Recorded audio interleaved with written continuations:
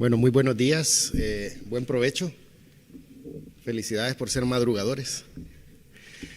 Vamos a repasar un poco de cuáles son los beneficios de los inhibidores de SGLT2 y ahora vamos a hablar exclusivamente de lo que es la nefropatía diabética, la enfermedad renal crónica, y vamos a ver más adelante que los estudios han demostrado beneficio no solo en pacientes diabéticos, sino que en pacientes no diabéticos, y vamos a ver cuáles son las guías actuales de manejo de la enfermedad renal crónica y cuál es la posición que tienen estos medicamentos en el manejo de la enfermedad.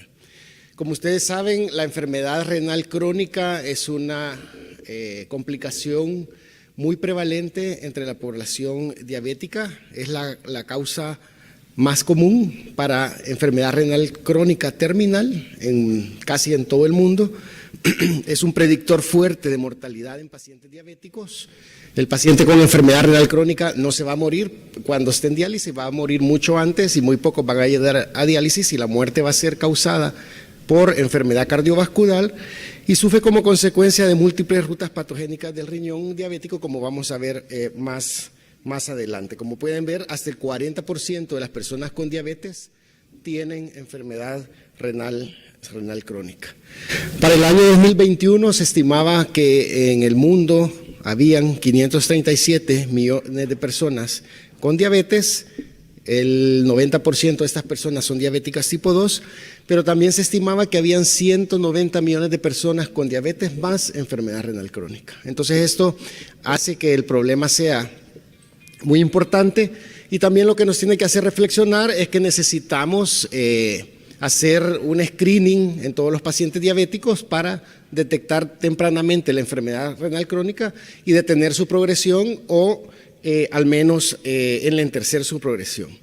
Y eso es lo que les comentaba. El problema de la enfermedad renal crónica principalmente es que incrementa el riesgo de enfermedad cardiovascular y muerte por enfermedad cardiovascular. En la gráfica de la izquierda ustedes pueden ver que a partir de 60 mililitros por minuto que cae la tasa de filtración glomerular, incrementa de manera significativa el riesgo para muerte por enfermedad cardiovascular. Y en la gráfica de la derecha, en las barras celestes son de tasa de filtración glomerular menos de 60 y las barras azules más de 60, y ven cómo se incrementa todos los eventos cardiovasculares mayores, la muerte por causa cardiovascular y todas las causas de muerte. Entonces el paciente, y ese es otro concepto que nos tiene que quedar claro, que todos los pacientes diabéticos con enfermedad renal crónica son pacientes de alto riesgo cardiovascular y por tanto los tenemos que manejar como tal, y no se nos debe de olvidar que dentro de su manejo las estatinas no deben de faltar porque son pacientes de alto riesgo. Y fíjense que cuando evaluamos la mortalidad cardiovascular en pacientes diabéticos y no diabéticos con enfermedad renal crónica, a su izquierda 3.4% de incidencia de muerte por enfermedad cardiovascular en pacientes que no tienen diabetes, que no tienen enfermedad renal crónica. Luego los pacientes que son diabéticos, 6.7%, tiene más riesgo el que tiene enfermedad renal crónica, más riesgo que el diabético, pero vean la combinación de diabetes más enfermedad renal crónica, triplica el riesgo de muerte por enfermedad cardiovascular que el diabético que no la tiene, y es 6 veces mayor el riesgo comparado que de la persona que no tiene ni diabetes ni enfermedad renal crónica. O sea, la incidencia incrementa mucho en presencia de enfermedad renal crónica. Pero no solo es el problema la tasa de filtración glomerular. Aquí, como podemos ver en esta gráfica, esto lo que quiere ejemplificar es la excreción urinaria de albúmina relacionada con mortalidad cardiovascular. Y vean que a partir más o menos de 20 de tasa de excreción urinaria de albúmina, de 20 miligramos de albúmina por gramo de creatinina, se empieza a incrementar la muerte por cardiovascular, y entonces también tenemos que hacer este screening en los pacientes. Calcular la tasa de filtración glomerular a partir de la creatinina sérica y mandarles una muestra para evaluar el cociente entre albúmina y creatinina en orina, sin necesidad de hacer las tediosas recolecciones de orina de 24 horas, que muchas veces los pacientes no incluyen toda la orina y entonces ahí es donde los resultados no son muy adecuados. Pero ¿por qué la enfermedad renal crónica incrementa el riesgo cardiovascular? Como pueden ustedes ver acá, hay toda la fisiopatología metabólica del paciente diabético, que también es hipertenso, obeso, si fuma.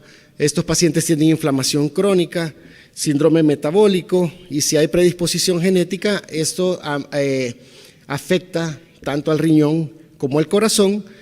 Y ya una vez que el riñón y el corazón están afectados, tenemos otras alteraciones como anormalidades de electrolitos, calcio, fósforo, de sodio, tenemos sobrecarga de volumen, uremia, incremento de la hormona paratiroidea, activación del sistema nervioso simpático y del sistema renina-angiotensina-aldosterona, anemia, malnutrición, y entonces esto también afecta a ambos sistemas, tanto al sistema renal como al sistema cardiovascular, y finalmente esto nos trae como consecuencia aumento del riesgo de enfermedad cardiovascular de todos los tipos, más aumento del riesgo de mortalidad por causa cardiovascular.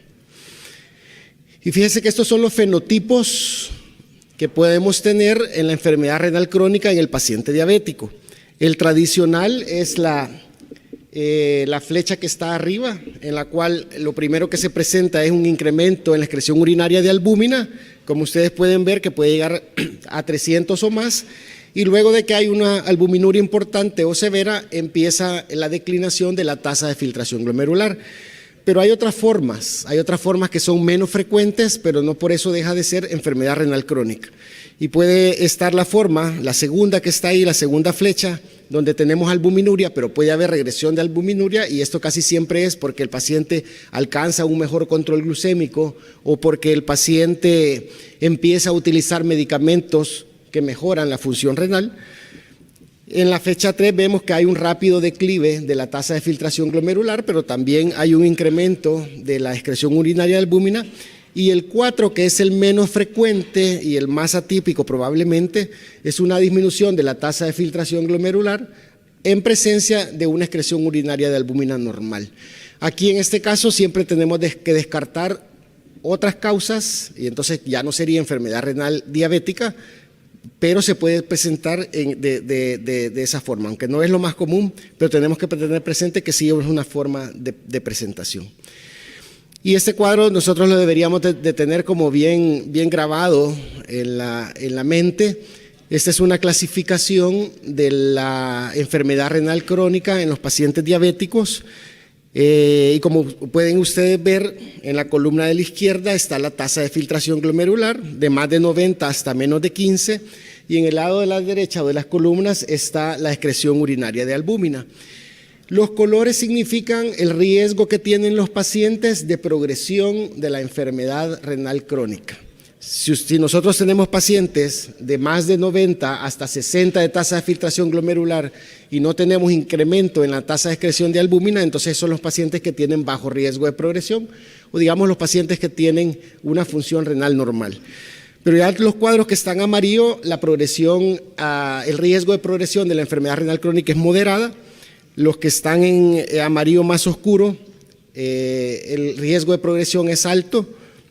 Y los que están en color naranja o rojo, el riesgo de progresión es muy alto de la enfermedad renal crónica. Vean cómo tener albuminuria por arriba de 300 confiere un riesgo muy alto de progresión de la enfermedad renal crónica, y por tanto tenemos que detectar oportunamente esta alteración para detener la progresión o al menos retardar la progresión de la enfermedad renal crónica.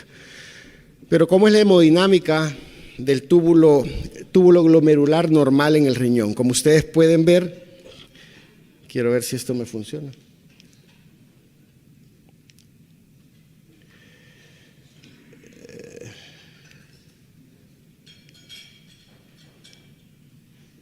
Así. Entonces, este es el glomérulo. Acá están los receptores SGLT2, que son los que van a participar en la reabsorción de la glucosa en el 98%, el túbulo contorneado proximal, el asa de Henle, tenemos la arteriola aferente y la arteriola eferente, es el túbulo contorneado distal y finalmente el túbulo colector, y donde hay una excreción de urinaria, donde en condiciones normales no hay excreción de glucosa. Pero entonces, ¿qué pasa en el riñón del paciente diabético? El paciente diabético no solo tiene una mayor función de los SGLT2, sino que tiene un aumento en la expresión de estos transportadores. Hay una mayor cantidad de transportadores. Entonces, lo que sucede es que estos transportadores hacen que haya más reabsorción de sodio y glucosa. Esto nos da como consecuencia que hay menos, llega menos cantidad de sodio aquí a la mácula densa, como ustedes pueden ver ahí, y esto hace que en la mácula densa haya una menor expresión de este sodio, y esto el túbulo y el glomérulo lo sensa como una disminución de la presión o disminución de volumen. Y como aparentemente hay una disminución de volumen, entonces lo que hace es que hay una dilatación de la arteriola aferente, un aumento de la presión intraglomerular, un aumento en la tasa de filtración glomerular, lo que es una hiperfiltración, y una activación aumentada del sistema renina-angiotensina-aldosterona. Entonces, esto nos da cambios hemodinámicos importantes en el riñón, sobre todo la presión intraglomerular, y de ahí depende mucho la incremento en la tasa de excreción de albúmina. ¿Qué hacen los inhibidores de SGLT2? Vean cómo la inhibición de estos receptores hace que se bloquee la reabsorción de la glucosa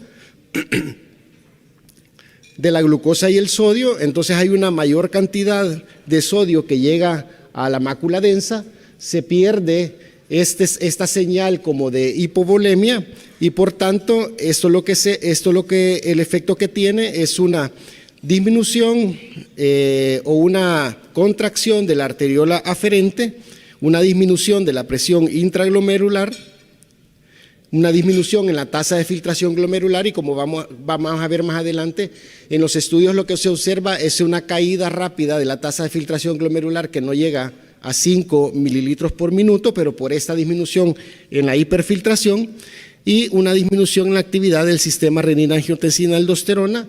Como ustedes bien saben, esto nos produce glucosuria y natriuresis, aunque parece que la natriuresis solo es en los primeros días del uso del medicamento, una pérdida de glucosa que en promedio son 80 gramos, y como la glucosa son calorías, esto nos da como consecuencia la pérdida de peso que nosotros podemos observar en los pacientes que usan inhibidores de SGLT2, que en promedio andará por unas 5 o 7 libras, aunque unos pacientes pierden más y otros pacientes pierden menos o no pierden peso. Pero dentro de la fisiopatología de la enfermedad renal crónica no solo se involucra los cambios hemodinámicos, también hay cambios metabólicos y cambios de inflamación y fibrosis. Entonces tenemos que hay 3 fenómenos fisiopatológicos importantes, los cuales nos conduce a daño e inflamación tubulointersticial, glomeruloesclerosis, expansión mesangial, hipertrofia glomerular, y esto fibrosis renal con progresión de la enfermedad renal crónica. Estos estudios tienen ya más de 20 años, fueron publicados el año 2001. Muchos de ustedes los habrán leído en su oportunidad, el estudio renal y el estudio IDNT, donde los ARA2 demostraron reducción en la progresión de la enfermedad crónica. Tanto los sartán en el estudio renal, una reducción de un 16% del riesgo, como irbesartán en el estudio IDNT, que está a su derecha, una reducción del 20%. ¿Por qué traigo a colación estos estudios? Porque desde el año 2001 no se había encontrado ningún otro medicamento que redujera la aparición de la enfermedad renal crónica o que retrasara la progresión de esta. Entonces pasaron casi 20 años para que aparecieran nuevos medicamentos que fueran beneficiosos en la progresión de la enfermedad renal crónica. Y entonces en el año 2015 aparece el primer estudio con inhibidores SGLT2, con el estudio EMPA-REG, con empagliflozina, y eso es lo que les comentaba. El estudio fue diseñado para evaluar seguridad cardiovascular y su objetivo primario era desenlaces cardiovasculares, pero también le pusieron objetivos secundarios, que era uno de los objetivos, era desenlaces renales, y esos son los que vamos a ver ahorita.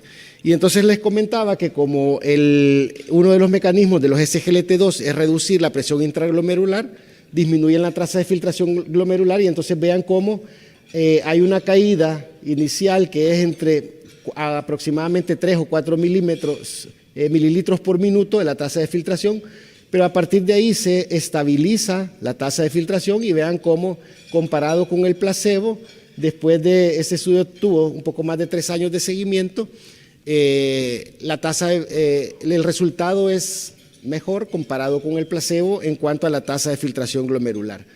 Este patrón es similar para los otros inhibidores de SGLT2, canagliflozina y dapagliflozina, así que no nos preocupemos si al principio podamos tener una ligera caída en la tasa de filtración glomerular. Y entonces, dentro del objetivo del estudio, objetivo secundario del estudio EMPA-REG Outcome, tenía desenlaces de aparición o empeoramiento de la nefropatía, y tuvo una reducción, los pacientes que utilizaron empagliflozina, de un 39%. Cuando se empezaron a usar estos medicamentos, el temor era que qué iba a pasar con la función renal por la glucosuria que iban a causar. De hecho, hubo mucho temor dentro del gremio en cuanto a qué tan seguros eran, porque teníamos el conocimiento que los pacientes diabéticos, al presentar glucosuria, probablemente esa era la causa de la enfermedad renal crónica. Entonces esto fue hasta cierto punto sorpresa, el hecho de que el primer estudio con SGLT2 tuviera un efecto benéfico, una reducción del 39% de la aparición o empeoramiento de nefropatía, y la reducción de un 46% de que los pacientes llegaran a diálisis, que duplicaran la creatinina o que tuvieran muerte por causas renales. Y también lo que se observó es una reducción importante en la tasa de excreción de albúmina.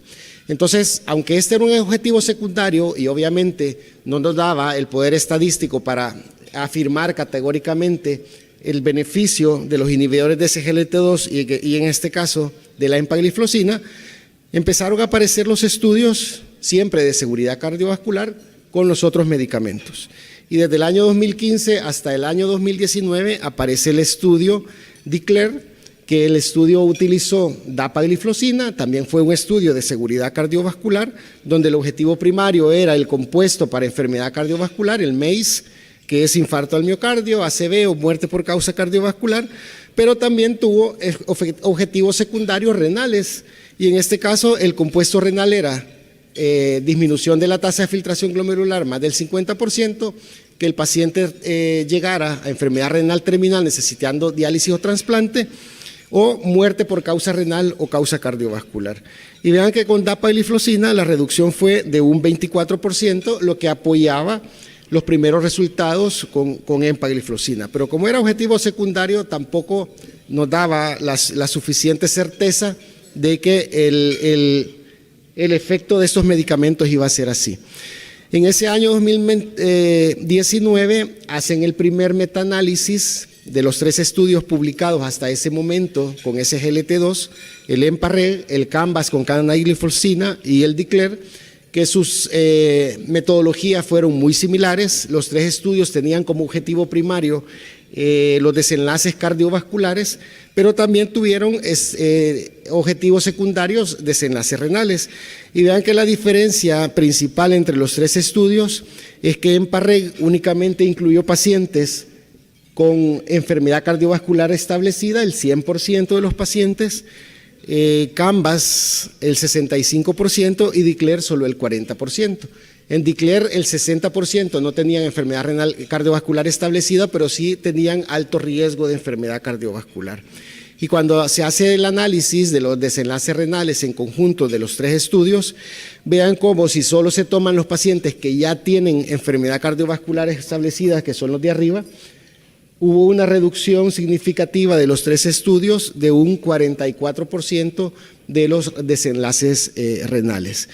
Y si tomamos en cuenta únicamente pacientes que tenían factores de riesgo cardiovascular, pero sin tener enfermedad cardiovascular establecida, la reducción fue similar, un 46% de reducción. Entonces esto nos continuaba reafirmando, pero como les repito, todavía no habían aparecido estudios que el objetivo primario fueran establecer si había reducción de los desenlaces renales. Y fue hasta que apareció en ese mismo año, unos meses después, el estudio CREDENCE. El estudio CREDENCE fue un estudio que utilizó canagliflozina y sí, su objetivo primario era desenlaces renales en pacientes diabéticos. Vean que eran 4.400 pacientes con tasa de filtración glomerular entre 30 y 90 y una excreción urinaria de albúmina entre 300 y 5.000.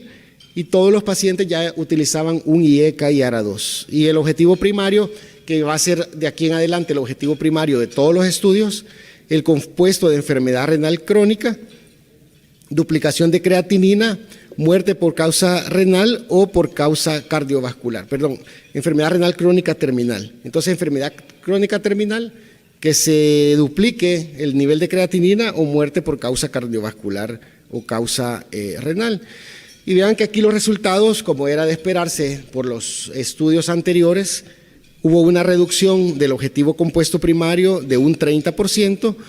Cuando le quitamos la muerte por causa cardiovascular, el objetivo secundario tuvo una reducción de un 34%.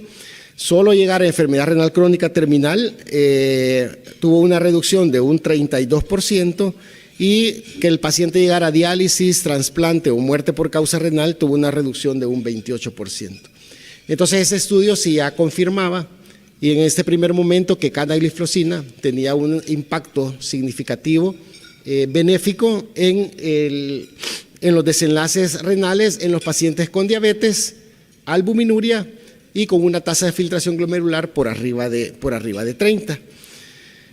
Luego aparece el estudio DECLARE, que el estudio DECLARE fue el estudio de dapagliflozina, pero también de seguridad cardiovascular, el que le comentaba yo, que el 60% de los pacientes solo tenían incremento en los factores de riesgo y no tenían enfermedad renal cardiovascular establecida, eran diabéticos entre 6.5 y 12 de hemoglobina glucosilada, tasa de filtración glomerular por arriba de 60 y los objetivos aquí eran objetivos secundarios porque el objetivo primario eran desenlaces cardiovasculares, era disminución sostenida de la tasa de filtración glomerular de menos de 40%, enfermedad renal terminal o muerte por causa renal o causa cardiovascular.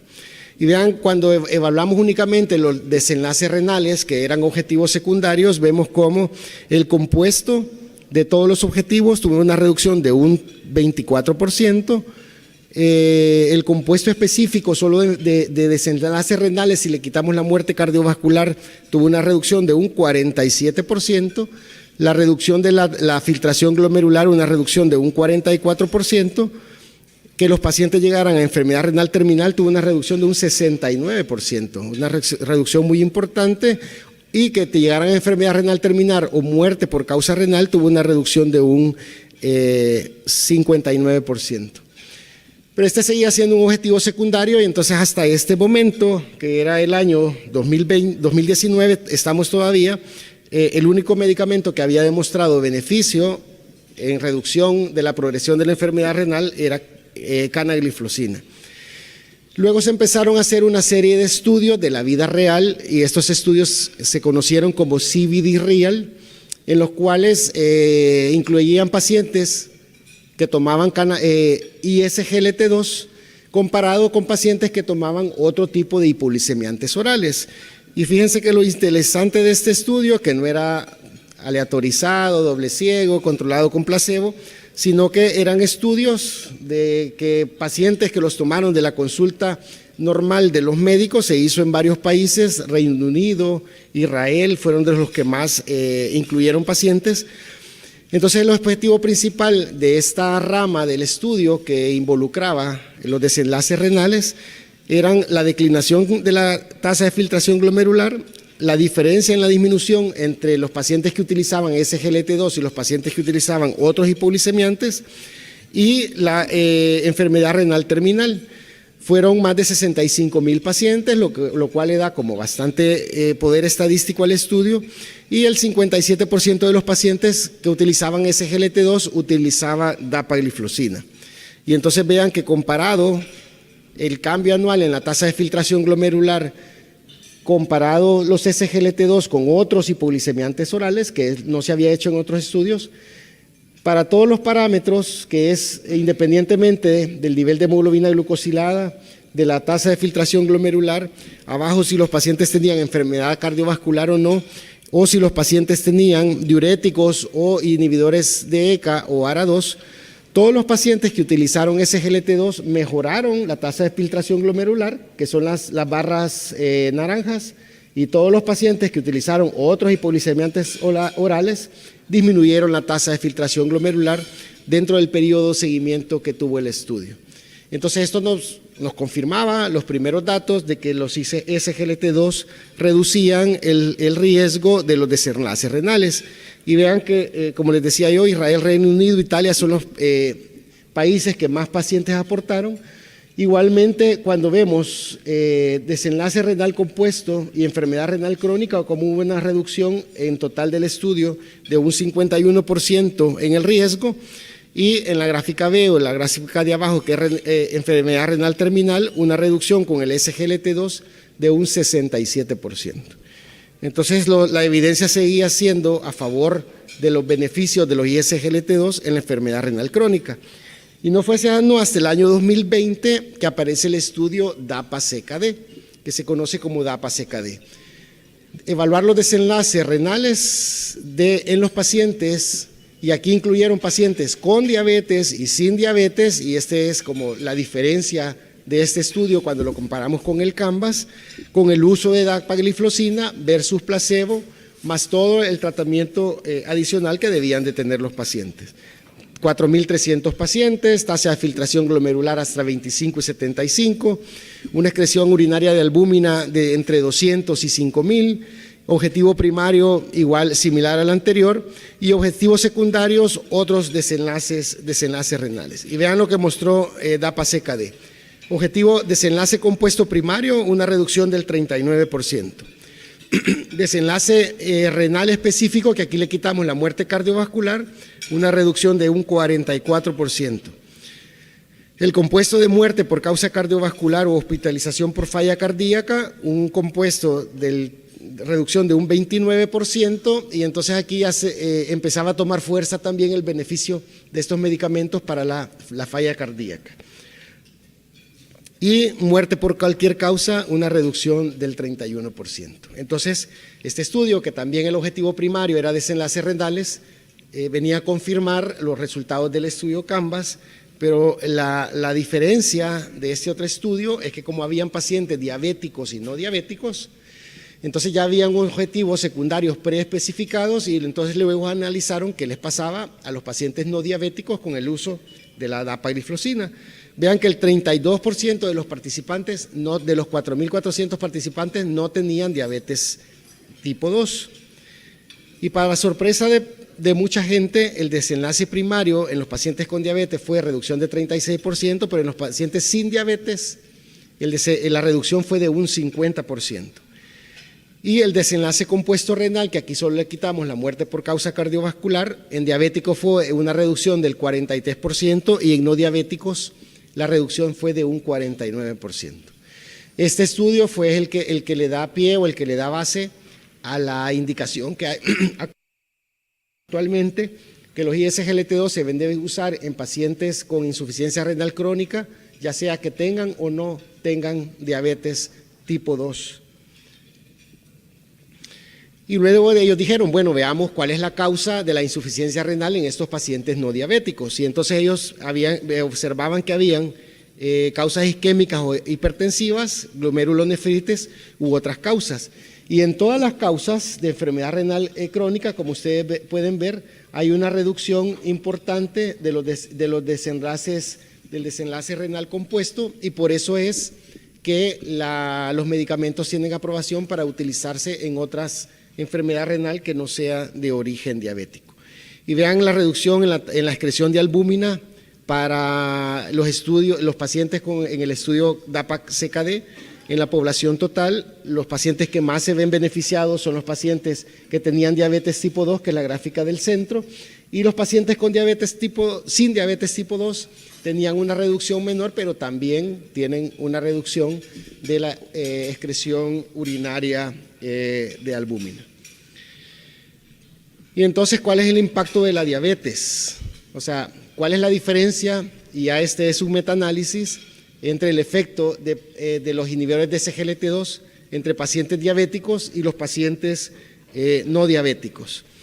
Y aquí yo no quiero abrumarlos con tantos números porque quizás no los alcanza a ver bien, pero en los pacientes con diabetes, la reducción de la progresión de la enfermedad renal en total, en todos los estudios que incluyeron pacientes con enfermedad renal y diabetes, hubo una reducción de un 38%.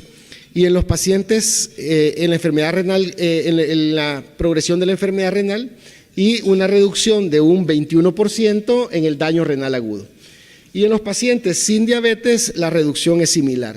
Enfermedad renal, progresión de la enfermedad renal va a ser una reducción de un 37% y el daño renal agudo va a ser una reducción de un 23%. Entonces esto confirma el efecto benéfico de los inhibidores de SGLT2, no solo en pacientes con enfermedad renal crónica por causa diabética, sino que en pacientes con enfermedad renal crónica por cualquier causa.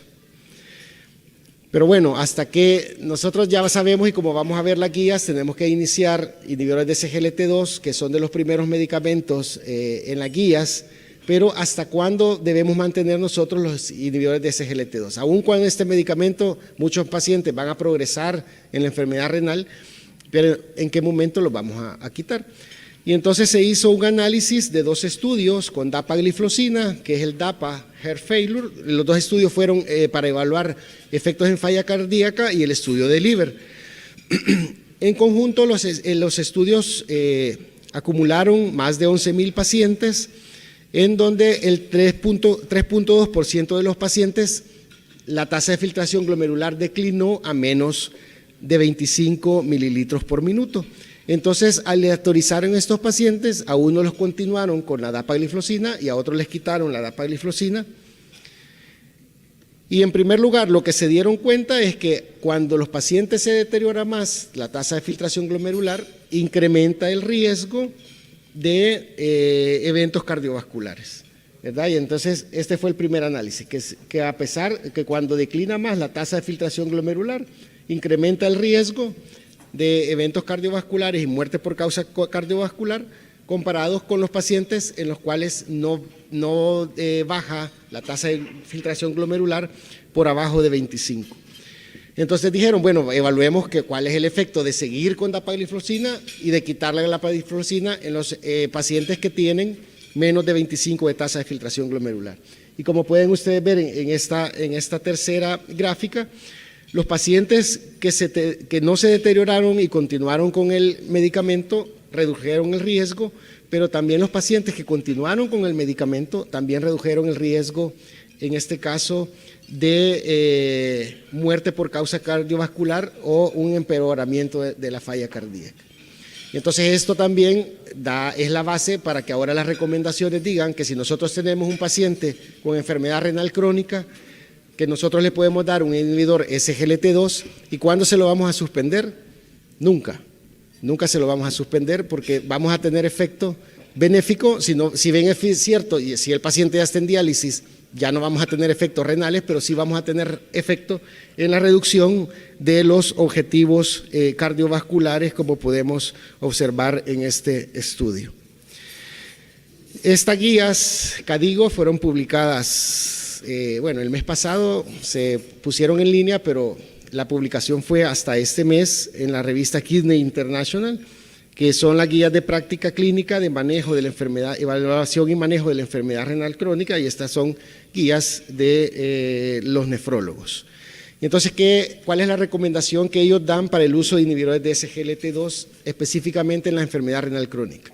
Ellos dicen, recomendamos tratar a pacientes con diabetes, enfermedad renal crónica y tasa de filtración glomerular por arriba de 20 con inhibidores de SGLT2. O sea, para empezar, tenemos que empezar si el paciente tiene 20 o más de tasa de filtración glomerular. Estos en todos los pacientes con diabetes tipo 2. Y vean que es una recomendación 1A, o sea, el mayor poder de una recomendación. Y tratar adultos con enfermedad renal crónica sin diabetes, tratarlos con un SGLT2 en los siguientes casos: que tengan una tasa de filtración glomerular por arriba de 20 siempre, pero que tengan un aumento en la excreción urinaria de albúmina, y en este caso va a ser en los pacientes que no tengan diabetes o que tengan enfermedad renal crónica más una falla cardíaca independiente del nivel de albúmina. Entonces, no diabéticos, enfermedad renal crónica más albuminuria, o no diabéticos con enfermedad renal crónica con falla cardíaca, independientemente si tienen albuminuria o no, y también la recomendación es 1A. Y sugerimos, dicen, en tercer lugar, tratar adultos con tasa de filtración glomerular entre 20 y 45 que tengan una tasa de excreción de albúmina menor de 200. O sea, las primeras dos recomendaciones es como esto tienen que hacerlo. La tercera recomendación, nosotros les sugerimos que lo puedan hacer, ¿verdad? En pacientes sin diabetes y con una tasa de excreción de albúmina menos de 200, porque también pueden tener beneficio y probablemente valga la pena dárselos que no darles nada y esperar a que progresen sin ningún tratamiento. Entonces, este es el flujograma para la enfermedad renal crónica en general, no para pacientes diabéticos, eso para enfermedad renal crónica. Y vean que los medicamentos de primera línea son ISGLT2, inhibidores del sistema renina-angiotensina-aldosterona, un ECA y un ARA2, y una estatina. Recuerden que yo al principio les comentaba de la estatina, y la estatina es porque son pacientes de alto riesgo cardiovascular.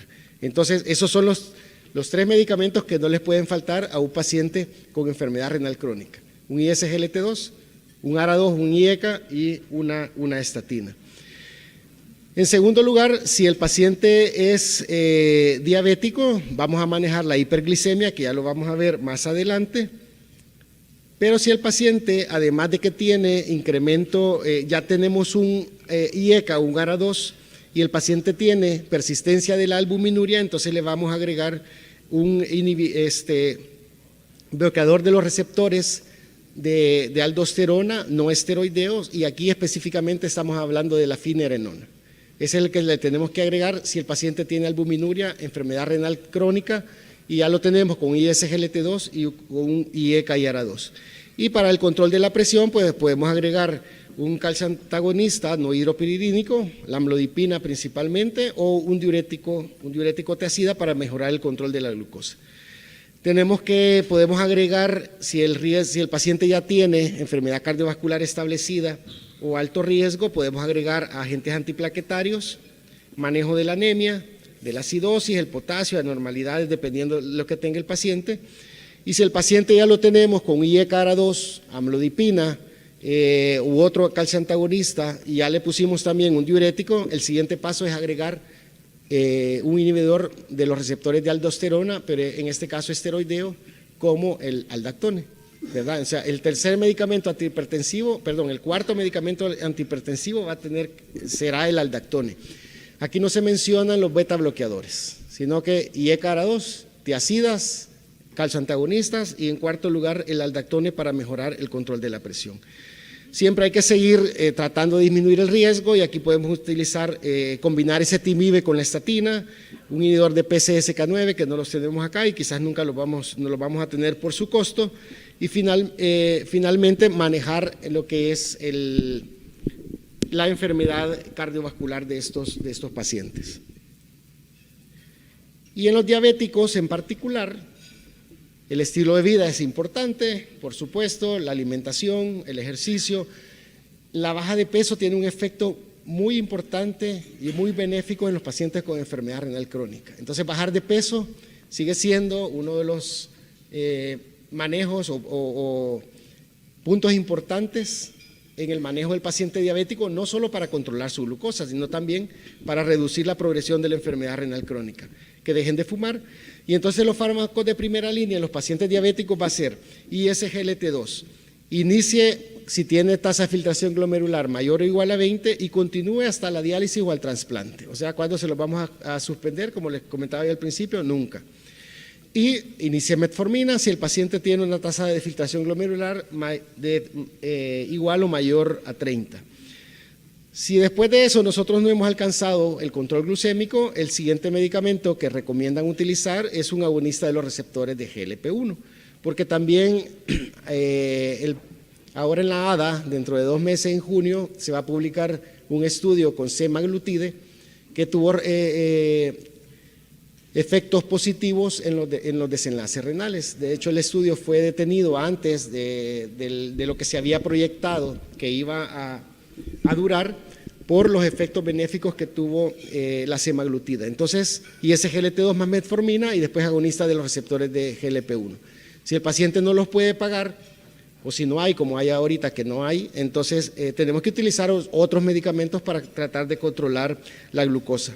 Aquí también los antagonistas de los receptores mineralocorticoides no esteroideos y específicamente hablamos de finerenona cuando tenemos albuminuria, ya que el paciente tenga ISGLT2 y que tenga un IE-CAWARA2. La presión arterial, el control como habíamos mencionado anteriormente, con un calcio antagonista o con un diurético tiacídico, y el punto importante a recalcar es el uso de la estatina. Y finalmente, para el control glucémico, después si ya tenemos ISGLT2, metformina o agonista de receptores del P1, pues tenemos que seguir agregando para alcanzar el control glucémico. Y aquí casi siempre va a ser agregar insulina. Y luego para el control de la presión arterial, aldactone, y para el control, el manejo de la enfermedad cardiovascular aterosclerótica, agregar ezetimibe, inhibidores de PCSK9. El icosapentil es un éster purificado del ácido icosapentanoico, que no es el omega 3 que nosotros tenemos a disposición en el mercado. El omega 3 que nosotros tenemos aquí en el país, los omega 3 de cualquier marca que ustedes quieran, esos no han demostrado nada. Entonces no les deberíamos de dar omega 3 a los pacientes porque realmente no les estamos dando ningún beneficio, ¿verdad? El que ha demostrado en pacientes con hipertrigliceridemia y que ya tienen estatina y que tienen triglicéridos altos es el éster purificado del ácido icosapentanoico que se conoce como icosapentil, que yo espero que en unos meses o en unos años ya podamos tener. Pero la combinación de omega 3 que hay acá, que es combinación de icosapentanoico con docosahexanoico, ese realmente no ha demostrado nada, más que una reducción de triglicéridos, pero no ha demostrado reducción de eventos cardiovasculares. ¿Cuáles son los probables mecanismos? Y ahorita ya vamos a terminar porque ya viene la otra conferencia. Como ustedes pueden ver, efectos sobre la presión arterial, efectos en la función cardíaca y preservan la función renal, la disminución de la presión intraglomerular, el efecto ahorrador como un diurético de asa, que es preservación de volumen intravascular, efectos en la reducción de la albuminuria, mejora la oxigenación de las células tubulares, disminuye el ambiente proinflamatorio, reduce la reducción de peso, reducción de hemoglobina glucosilada, mejora de los parámetros metabólicos y probablemente la combinación de todos estos mecanismos hace que los ISGLT2 tengan una protección renal. Y finalmente, como no solo es riñón, como vimos, los pacientes no se mueren de insuficiencia renal, los pacientes se mueren por causa cardiovascular, los inhibidores de SGLT2 producen glucosuria y natriuresis. La glucosuria nos da un balance negativo y reducción de peso y eso nos da reducción de la grasa epicárdica, mejora el control de la glucosa, inflamación y glucotoxicidad, pero también producen uricosuria y eso también trae como consecuencia una reducción de la aterosclerosis. Y por otra parte la natriuresis, reducción de la presión arterial, reducción de la rigidez arterial, reducción en la contracción de la arteria aferente, disminución de la tasa de filtración glomerular y por otra parte una reducción del volumen plasmático que nos trae también disminución de arritmia, activación de esta enzima convertidora de angiotensina y sin activación del sistema nervioso simpático.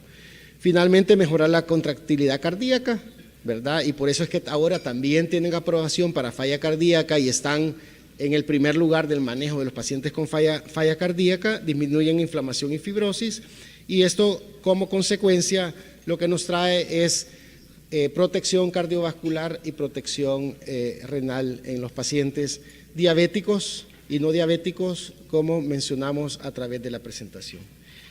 Es todo lo que les traía por ustedes. Muchísimas gracias, que tengan buen provecho y que disfruten el Congreso.